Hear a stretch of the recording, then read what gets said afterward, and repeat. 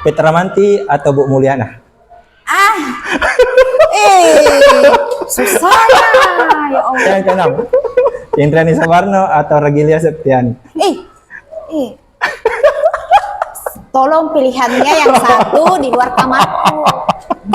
Yang di luar kamar, yang tidak sekamar. Assalamualaikum warahmatullahi wabarakatuh. Selamat datang di podcast Ari Platonik. Kali ini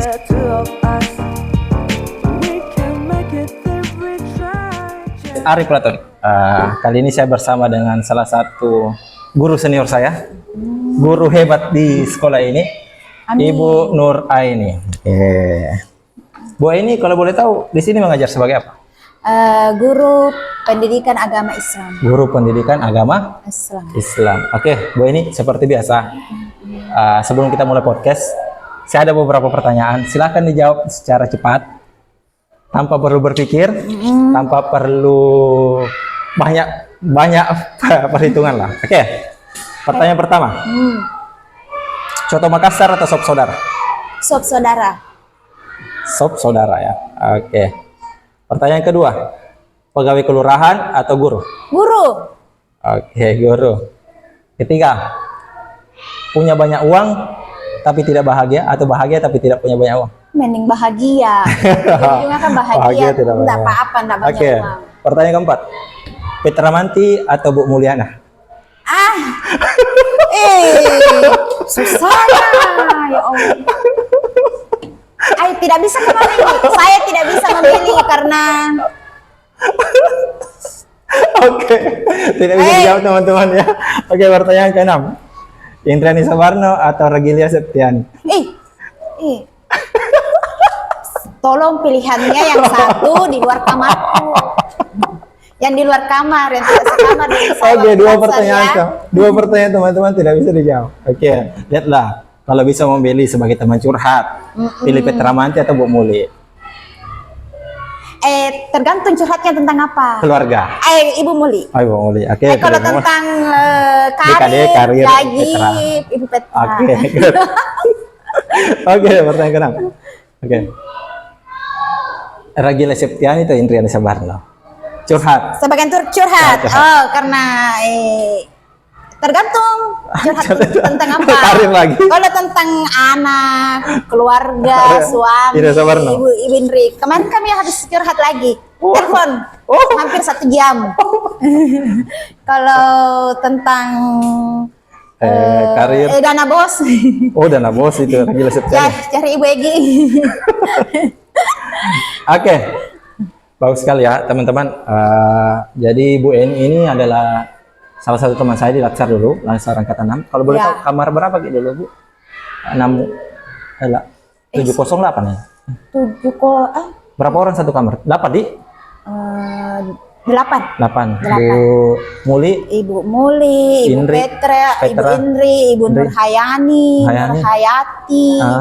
Ibu Fitri, Ibu agama juga dia. Ya, yang masalah Ibu Egi ya. Iya, yang waktu zaman-zaman anunya itu ya. Dia artisnya. Oke, jadi kamarnya pas di bawah kamar saya kalau tidak salah ya. 708 kalau. Iya, 708. Pas menghadap balkon. Iya.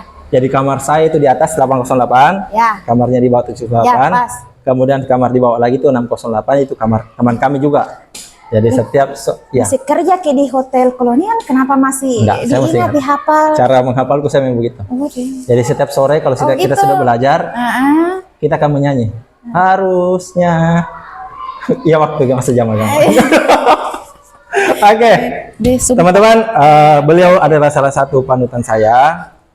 Salah satu juga menginspirasi saya. Oh, terima kasih banyak. Kalau boleh tahu Bu, asli mana? Saya juga bingung kalau ditanya asli. Karena orang tua, bapak mama itu Jerman. dari Kabupaten Sinjai. Sinjai loh? Ya, Sinjai loh. Tapi bukan, dia Sinjai Barat. Dia pakai bahasa Tondong? Bukan bahasa Konjo. Sisa Bu, balana orangku. Ya, begitu. Saya bisa. Bagus. Sinjai Barat. Saya lahir besar di Makassar, tepatnya saya asli anak Sukaria. Anak? Sukaria. Oh, Sukaria di sini Sukaria. ya? Saya asli di sini. Berarti sekolah di sini atau enggak? Saya kebetulan sekolah aku dulu di SD Ramah Sejahtera, dekat dari sini. Oh iya, San Rama. Bukan, Ramah Sejahtera. Oh, Rama Sejahtera. Yang di Resim ini. Itu coba Yayasan Rama kan? Iya, SD, SMP, SMA itu. Betul. Yayasan Rama. Itu. Sekolah kami dulu itu sering banjir. Kalau musim hujan banjir, Pasti. kami mengungsi ke sekolah ini, ya Sekolah tempat ini? saya Oh. mengajar sekarang. Jadi ada flashback ketika ditempatkan di sini, Betul. berlinang air mata, mengingat perjuangan dulu atau gimana? Ya Enggak lumayan. Kebetulan gurunya di sini Hah? masih ada sampai sekarang. Jadi ada beberapa begitu teman-teman. Ini mungkin kalau SD mungkin agak sedikit, jarang ya terjadi. Karena dia ceritanya meninggalkan SD itu SMP 3 tahun, SMA 3 tahun, udah lagi 4 tahun, butuh 10 tahun untuk kembali lagi ke SD. Jarang, ya kan? Hanya saya. Mungkin ada beberapa. Tapi kalau SMA itu sering kayaknya. Dia hanya kuliah 4 tahun, kembali lagi mengajar bersama dengan gurunya. Bahkan ada beberapa kemarin, ini sekedar curhat. Ya. Gurunya honor. Iya. Ketika anaknya ini diajar 4 tahun dia selesai, ada CPNS. Iya. Sama-sama tes, dia menggantikan guru yang honor. Itu ada beberapa yang itu. saya dapati. Jadi CPNS kemarin gurunya tidak lolos, dia lolos. Otomatis lolos, dia harus gantikan. iya dia gantikan gurunya. Aduh, kayak tidak enak. Iya, itu sistem. Tidak bagaimana, Sistem yang Iya, mau di apa ya? Ya. Ya sistem. Ya. Kalau saya guru saya waktu di SD di Ramah Sejahtera, beliau wali kelas saya. 2005 katanya dia pindah mengajar di sini, masih honor. Bahkan sampai saya masuk terangkap PNS di sini, beliau masih honor. Tapi 3 tahun. 2005 itu kalau boleh tahu Anda di mana ya? Saya masih SMA. 2005 SMA ya? SMA. Kelas 1. Saya di Sinjai, di Kabupaten Sinjai. berarti bisa bahasa Sinjai loh. Sedikit bahasa Konjo. Bahasa Konjo. Ya? Tidak, Bahasa saya Konjo itu jenis ponto ya? Jenis ponto? Tidak itu, kayak Kajang? ya ada Kajang, ada di Bantaeng, ada Bantaeng, ada juga di Selayar, Malino. Iya. Sinjai Jadi Bawah. bahasa Konjo itu teman-teman beda lagi dengan bahasa Makassar. Beda juga dengan Bugis. Beda dengan Bugis. Cuma dialeknya dia seperti yang saya tahu ada beberapa. Sisakbu. Sisakbu. Ya kan?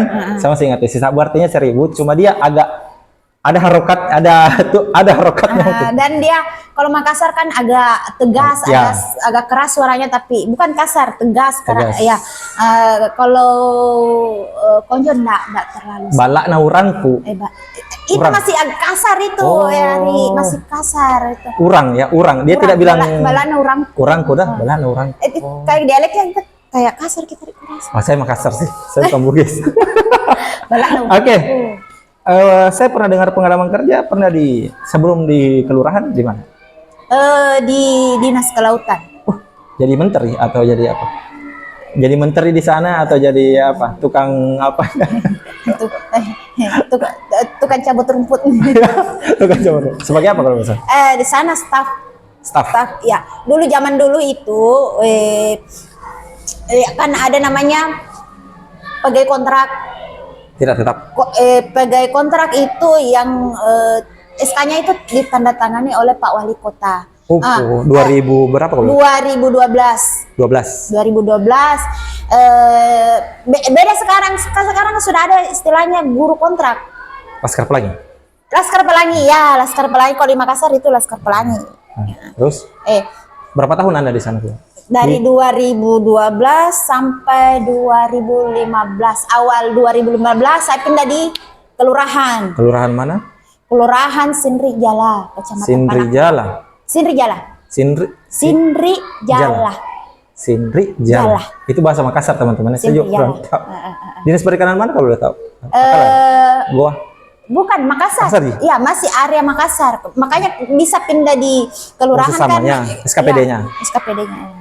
Beda cuma. Berapa lama di kelurahan? Di kelurahan dari 2015 sampai 2018, akhir 2018. Ada pendaftaran CPNS. Ada nih pengumuman. Bilang? Saya lulus. Oh iya, pendaftaran CPNS 2018 ya? Kan pengumumannya tanggal 2 Januari. Yes. 2 Januari. 1 Januari kan kita libur. Yes. Nah, setelah ada pengumuman tanggal 2 Januari itu saya putuskan untuk pengunduran diri. Di antara ini dua, yang mana paling berkesan? Berkesan semua ada pelajarannya. Yes. Berkesan semua. Ada kalau kita kerja di belakang meja itu seperti ini. Kan sebelumnya saya mengajar dulu di SD 2 tahun. Mengajar di SD. Sebelum mengajar di SD, saya mengajar dulu di madrasah. 3 tahun. Saya mengajar. Pengalamannya banyak ya? Iya. Dia sudah bisa jadi kepala sekolah sekarang kayak? Oh tidak. Jangan. Jadi di dinas perikanan. Perikanan dan kelautan Kota Makassar. DKP ya? Kelautan DPK, perikanan DKP, kelautan dan perikanan. Iya, berapa kali saya lupa ingat dia selalu berubah-ubah nama. Tapi kan dinas kelautan dan perikanan itu dia banyak sub-subnya lagi. Kebetulan waktu baru terangkat dari pegawai kontrak pada waktu itu saya di pelelangan ikan di Raja Wali. Yang dekat Losari ya? Betul, dekat Losari, pelelangan ikan. Mana lebih besar situ antara Lelong sama situ? Lelong. Sama-sama sebenarnya Lelong, cuman ada hari itu waktu itu laut ditimbun. Yang di CPI. Betul, sehingga kapal besar tidak ke situ lagi bawa ikan. Makanya ikannya di situ mahal, mulai di situ mahal. Padahal dulu sama ya? Sama. Saya masih dapat kayaknya itu kita mau belanja di situ saja, tidak usah ke Lelong. Saja, betul, karena agak jauh dia di Pautere. Di pelabuhan kan? Iya, agak jauh dia di Pautere. Cuman kesini tuh kan laut ditimbun. Laut ditimbun, otomatis kapal-kapal besar yang bawa ikan yang sudah malas. Nggak bisa, kapalnya memang nggak bisa lewat di situ. Oh iya. Karena ditimbun itu nggak ada jalurnya. Sudah tidak jalurnya. Jadi semenjak sekarang itu tetap pasti ada. Ada. Tapi mahal. Tapi katanya sih waktu itu saja, waktu 2012 itu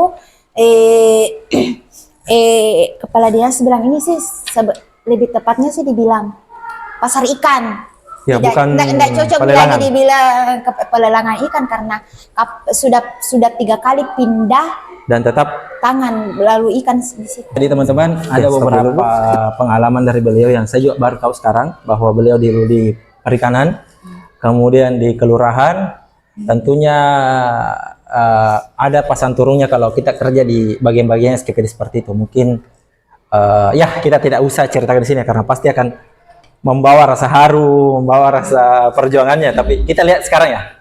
Oke, kembali tadi ke pertanyaan Bu. Sop saudara mungkin karena ikan ya? Lebih pilih sop saudara atau cotong? Kebetulan suami saya juga suka sop saudara. Suami orang mana? Sinja juga? Sinja Barat. Sinja Barat itu apa ya? Borong apa? Manipi. Tempatnya rambutan? Mananti ya? Mananti ya? Bukan. Iya, Mananti, tapi kalau dari kita lewat dari Malino, Manipi dulu kita dapat Manipi. Perbatasan Sinjai dengan Goa. Saya bisanya bahasa Sinjai itu bahasa pulaunya. Bahasa pulau ini sedikit saya spill bahasa pulaunya Sinjai. Agak itu. Oh iya. Itu sudah. Iya, ada logatnya, logisnya. Itu sudah agak pulau. Ale simbokang. Cuci tangan kobokan. Oke. Tadi pilih sop saudara ya. Karena mungkin ikan dan ya kebanyakan orang mungkin tidak suka makan coto. Coto sih enak. Kalau saya pribadi kalau banyak daging itu agak enak. Oke, pilih guru atau kelurahan? Guru ya? Guru. Selama 5 tahun ini kesulitan terbesarnya apa ya? Kesulitannya ya waktu corona. Saya 2019. sibuk urusin anaknya orang. Anak saya sendiri terbengkalai darinya. Itu saya bingung, itu kesulitannya itu. Tapi alhamdulillah ya sudah tidak ada lagi. Corona sudah berlalu ya. Jadi pelajaran bahwa segala sesuatunya harus ada internet kayak sekarang ya. Ya betul. Susah. Tatanan baru memang. Memang kita harus, apalagi guru ya. Kita harus lebih pintar. Iya. Oke, berikutnya. Petra Manti dengan Bu Muli, curhat ya? Curhat. Oke, perempuan memang tidak bisa memilih teman-teman ya, susah. Tidak bisa. Susah. Bu Muli, ada satu teman-teman kami namanya Bu Muli. Saya panggil itu sebagai kakak kayaknya. Seniornya kita. Senior ya. Karena saya bilang anaknya. Anaknya sudah mau kuliah kayaknya. Ya, bahkan pada waktu itu ya kita kira dia ini beliau Tidak suara. K2. Kedua. Kami pikir K2 ya senior. Tapi memang baik itu orang. Saya Insya Allah calon kepala sekolah. Saya Iya, Ibu Mulia. saya beberapa kali ketemu itu masih bagus. Kemarin terakhir ketemu di pasar CFD. Dia Pasar apa? juga CFD Car Free Day Oh, dulu. Kak Frida ya memang beliau di Ya, beliau juga. Dan tiap akhir saya, pekan. saya banyak mengambil pengalaman dari beliau. Kisah hidupnya, apa-apa pengalamannya, dan beliau boleh dikata banyak sesuatu yang tidak bisa kita bayangkan bahwa dia bisa melewati hal itu. Termasuk mendidik anak-anaknya, membagi waktunya ke beberapa kegiatan. Itu susah sekali. Oke, kita bahas tentang Petra Manti. Ya, Petra Manti ini teman-teman menarik ya. Sesudah beberapa kali mau wawancara juga dia, tapi dia tidak mau. lebih baik sebenarnya dia diwawancara daripada saya. Bisa Ya, lebih jelas Ibu mungkin. Petra ya. Lebih baik Ibu Petra diwawancara daripada saya. Oh saya. Iya, karena banyak Luar ilmu, biasa. banyak ilmu yang bisa Banyak kita dapat dari dia tentang bagaimana cara. Kalau mau cari ilmunya Ibu Petra kita memang harus datangi berguru sama dia. Tidak bisa lewat handphone. Lempar handphone kan? Tidak luas. Semua hal dia tahu. Dan Karena memang pengalaman kerjanya, di bidangnya. jam terbangnya, ibaratnya dia memadai sudah memang. legend ya. Iya. Semoga suatu saat nanti dia mau. Amin ya, jadi kepala dinas Ibu Petra. Jadi kepala BKD ya. Iya, amin, Jadi amin, kepala amin BKD. ya robbal alamin. Oke. Kemudian Indonesia Barno sama Ragilia Septiani. Kemarin saya curhat. Saya kemarin habis diperiksa. Benar bos? Egi yang periksa. Kebetulan bukan. Oh, kalau Egi saya bilang durhaka kok kalau. Enggak sih. Kebetulan bukan. Jadi ada satu teman kami itu namanya Egi Ragilia. Ya, kalau saya sih lebih suka panggil dia si bungsu. Bungsu karena yang Paling kecil. muda di antara Iya. perempuan yang termuda di angkatan. Ragilia Septiani kebetulan kerja di inspektorat ya kalau nggak salah. Kemarin saya diperiksa, dia bagian dalam, saya bagian luar. Tapi ya namanya kan saya bilang dana bos ya selama kita tidak. Potong hari ya. Iya, Saya pernah naik Grab, melenceng. naik Grab mobil. Saya bawa, saya kan kalau kemana-mana mau ada rapat, mau ada pertemuan guru, saya bawa anakku 3. 3. Kemana-mana saya bawa. Grabnya tanya, Bu, mengajar ke di dalam? Oh saya tidak, kebetulan saya ada rapat di dalam Pak. Oh, Ibu anak semua? Iya Pak, anakku Pak. Saya bilang hatiku, kok juga ini anak. Iya. Jadi saya, Bu, guru ki Bu? Iya, saya guru, saya mengajar di Sukaria. PNS ki Bu? Iya. Ibu boleh tanya Bu? Apa? Gaji pokoknya guru berapa Bu? Ya, Iya. 2,8. Dia kaget. Terlalu besar atau terlalu sedikit? Ibu lebih besar gitu UMR ya? Memang Pak. Loh kenapa kita mau jadi PNS Bu? Saya suka.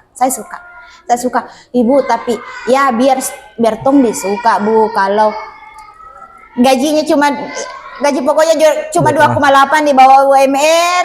Bagaimana Bu caranya kita kalau tinggal di Makassar? Ya saya jawab saja. Santai saja. Pak, saya kan perempuan. Saya kan ditanggung sama laki-laki. Jadi saya tidak pusingi itu. Hal lucu sebenarnya seperti itu ya. Jadi saya dulu itu bagi sama Indri. Ketika biasanya saya bayar Grabnya pergi, Ya. pulang juga saya juga bayar Grabnya. Ya, gantian. Saya waktu itu ada motor, cuma kan tidak bisa bonceng koper. Koper susah. Koper susah, jadi saya harus naik Grab dan ada beberapa kali lah saya begitu. Jadi dia pengurus barang, saya juga sering dia panggil saya sampai sekarang itu masih nama saya, masih nama Mentari. Bentar. Ya. Saya panggil dia nenek. Ya, saya panggil kan Anda kan mama. Ya kan? Oh iya, kita kan? panggil nenek. Nenek. Saya panggil nenek. Terus dia bilang, kenapa dipanggil nenek? Saya bilang, ketika seseorang memberimu itu nama panggilan, itu bukan karena dia merendahkanmu. Tapi mungkin dia merasa ada yang spesial antara kalian. Mungkin bukan sesuatu hubungan. Tapi semacam dekat begitu. Ya. Biasanya ketika kita panggil sesuatu kayak saya panggil Egi bungsu, Ya. bukan karena tidak menghargai, tapi Ada yang istimewa, Ada yang saya istimewa. cuma yang lihat itu saya. ya saya ada penglihatan saya. Oke, bicara tadi tentang gaji, saya curhat sedikit ya. Saya juga terakhir kerja itu kalau tidak salah, saya kaget juga. Gaji PNS saya dapat itu 1, berapa itu hari ya? CPNS 1,2 lah. 2,5, 2,4. CP 1,9 1,9. 1, itu Ari 1,9. kalau Iya, 1,9 CP. Iya. Waktu PNS ya 2,5 lah. Anggaplah 2,5. 2,6 2,6 lah. waktu sudah 100%. 2,6. Terakhir saya kerja di KFC itu hampir 3 kali lipat. Oh, pernah kerja di KFC? Hampir 3 kali lipatnya dari gaji CPNS itu. Pantas itu adekku dia yang kerja di McD. Iya. Dia bilang, mau aku pinjam uangku? Iya. Jadi teman-teman, saya dulu itu sekitar saya curhat ini ya hampir 2-3 tahun Di saya KFC? kerja KFC. Dari ribuan orang yang mendaftar, saya terpilih 5 orang ke Jakarta. Kemudian saya ke Ambon, kemudian saya 1 tahun di Ambon, kemudian ke Makassar, kemudian gajinya itu saya posisi asisten restoran manager. Itu sudah hampir 7. Sekarang kayaknya teman saya itu sudah hampir 8. Tapi begitu teman-teman, saya belajar fisika kelas 6, tekanan berbanding lurus dengan pendapatan. Semakin besar tekananmu, Semakin besar pendapatan. Tapi agak stres juga. Stres juga. Bayangkan coba saya kalau shift malam, masuk jam 12 malam, pulang jam 8 pagi. Sebentar sore jam 5 masuk lagi kerja. Bagus kau tidak dibegal. Jam 12 malam. Iya. Dan itu jumping. Ada jadi saya akui beberapa orang yang kerja di perusahaan seperti perusahaan fast food begitu, saya akui kehebatannya. Karena saya biasa itu suruh pulang orang kalau name tag-nya itu miring atau dia terlambat. Kerja saya dulu begitu.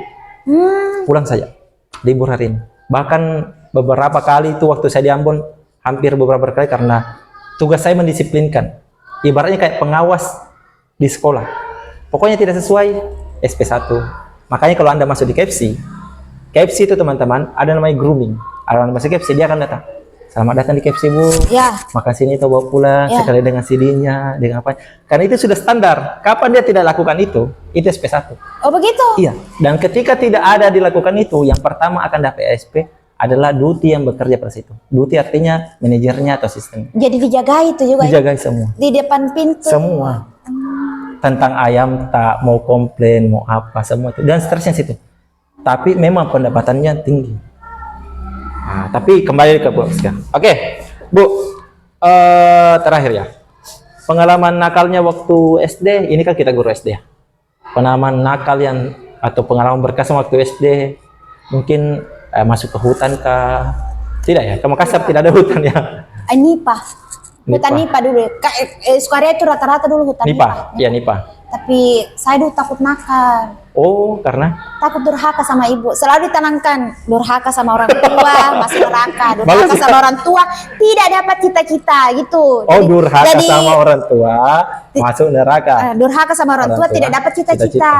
Jadi pokoknya itu saya tertanam di kepala. Bahkan waktu SMA waktu SMA kelas 3. Ada siswa baru ajak, yuk kita pergi di mall. Kebetulan MP pada waktu itu baru dibangun ya. MP di sini ya, Panakukan. Mall Panakukan baru dibuka. Yuk kita bangun yuk kita jalan ke sana, pergi di mall. Sekali-sekali kamu bolos, tidak pernah aku lihat bolos. Nggak bakalan. Besok nak bombe main dia. Tidak pusing. Yang penting saya pikirnya tidak masuk neraka dan cita-cita didapat. Itu mama aku selalu tanya. Kapan kau durhaka sama bapak mama? Durhaka sama orang tua masuk neraka. Durhaka sama orang tua tidak dapat cita-cita. Iya itu. itu selalu, makanya saya takut nakal. Oke. Tapi selama SD, SMP, SMA tidak ada. Kuliah juga tidak ya? Lo ya alhamdulillah lo pernah Kak. Pergi di wisata Pangkep tidak bilang-bilang. Wisata Pangkep yang di mana ya? Waterboom. Yang baru dulu itu ya? Yang ya dulu kan masih kurang waterboom ya. Iya, kurang waterboom. Pangkep kan ya. Terus tidak bilang. Saya kan itu selalu itu ditanamkan durhaka sama orang tua. Masuk neraka. Durhaka tidak dapat cita-cita. Diajaklah sama temanku. Saya kan jarang pergi berwisata dengan teman. Jalan pergi jarang. Hampir tidak pernah ya. Paling sama orang tua ya jalan, tapi sama teman tidak pernah. Pada waktu itu selesai ujian meja. Ujian meja. Sudah lega lah, sudah lega. Ya sudah lega. Temanku aja, yuk ayo kita kasih senang-senang refreshing lah. Pangkep. Jangan milih dulu deh. Tanya dulu bapakku. Tapi saya dalam hati dia bilang pasti dilarang. Iya. Pasti dilarang. Iya. Tidak boleh pergi kalau tidak ikut ada mama bapak yang ikut. Jadi bolos ceritanya nih. Bolos. Saya kocak kok. Tapi sepanjang perjalanan begini terus jantungku. Sebenarnya tidak terlalu kunikmati tuh karena begini terus ini jantung. Jangan sampai nih HP ku bunyi. Di mana kok? Ketika sudah dari sana dapat marah atau tidak? Tidak, sampai sekarang orang tua itu. Saya rasa itu yang paling saya itu. Apakah itu diajarkan juga ke anak sekarang atau gimana? Tidak. Ajarkan apa? Yang bilang durhaka sama iya, orang saya lanjut ke anakku. Tapi dilarang pergi-pergi atau tidak? Tergantung. Kayaknya sudah agak sedikit longgar ya? Agak longgar, tergantung juga dia mau kemana. Saya sudah kasih tahu, nah kita itu sebagai perempuan muslimah, ya kan dua anak sebagai perempuan muslimah itu tidak boleh kemana-mana tanpa mama atau tanpa saudara, tanpa ayah. Kok bisa ke sekitar sini saja, biar sendiri ke sama teman tak bisa. Saya potong dulu ya, anaknya sudah 3 ya? 3. Jadi sekarang orang tua jadi penonton ya? Kabarnya begini, kabar saya potongnya. Satu anak katanya kita akan jadi orang tua. Kita merasakan bagaimana rasanya cebok dia, kasih makan dia. Kita akan jadi orang tua. Ketika punya 2 anak, kita akan jadi wasit. Karena pasti berkelahi terus. Berkelahi? Ya. Pasti? Iya, berkelahi terus. Satu, mau sama warnanya, sama bentuknya. Oke. 3 anak kita katanya akan jadi penonton. Apa gitu? Betul, saya baru 1 anak. 3 anak katanya kita jadi nonton. Bukan lagi, ada semua aku rasa. Ada semua dirasa. Jadi penonton nih, wasit, jadi wasit nih, jadi pembina nih. Saya baru 1. Dan itu mama saya selalu bilang dulu, makanya orang tua kita selalu bilang dulu. Ketika kita nakal, ada pi anakmu baru merasa. Ya. Memang katanya itu, kayaknya itu ada pi anakmu merasa. Kayaknya itu kata-kata sakral banget ya. Seumpama, kamu tidak boleh begini ya. Mak, apa hubungannya? Iya, kenapa? Kenapa kan? Ya. Banyaknya bicaranya. Ada nanti anakmu mau tahu rasanya. Iya. Kenapa? Waktu ada satu anak belum bisa belum melo-melo. Belum. 2 anak saya melo-melo nih. Wih. Mama, kok 6 anaknya? Saya baru 2 sudah mengeluh, menangis, melo. Wih, Masya Allah. Apalagi ibu rumah tangga juga kan, kerja juga. Saya saja, Bu, saya bawa anakku sekolah. Saya jaga. Luar biasa. Saya jaga sama laki-laki bawa anaknya ke sekolah. Masya Allah. Istri saya juga kan satu sekolah. Saya kira beda sekolah. Iya kan? Saya jagai. Nah, dia masih pulang dengan biasa berdarah mulutnya, benjol kepalanya. Kalau anak laki-laki memang super aktif. Dan saya pernah mau telepon mama saya kan, bagaimana caranya anak supaya tidak nakal. Tapi sebelum saya telepon, saya bercermin dulu, luka saya di mana-mana. Jadi, andai kan mama saya tahu, mungkin saya dulu tidak ada luka. Begini, maaf saya potong. Okay. Tidak ada anak nakal. Saya protes itu. Tidak ada anak nakal. Yang ada? Aktif berlebihan itu biasanya orang kampung menyiapkan nakal. Tidak, saya tidak boleh saya sebut aktif berlebihan. Saya sudah ada 3 anak. Coba tanya mereka anakku. Pernahkah saya bilang dia, kamu nakal? Enggak, saya tidak pernah bilang itu. Saya tidak pernah kasih keluarkan. Kayaknya itu harus bilang, kamu tidak nakal, kamu banyak akal. Saya tidak pernah bilang, saya biasa gemes. Aktif sekali nih anakku, kasihan. Atau saya bilang, lincahnya anakku. Saya kemarin diajar sama Ustaz begitu. Ketika katanya anaknya ketika dalam posisi puncak nih, kita misalnya dia menghamburkan susunya ke apanya, membuat sesuatu, katanya keluarkan kata-kata yang, wih semoga jadi ustadz, wih semoga berkah hidupnya. Teori. Teori kayak. Teori. Kenapa dihambur? Begini. Suami saya pernah bilang, kenapa suaramu sekarang sama yang dulu beda? Beda. Naik 2 oktav. Terus? Karena sudah tidak ada 3 anak. Iya. Oke lah, demikianlah Bu Nidi.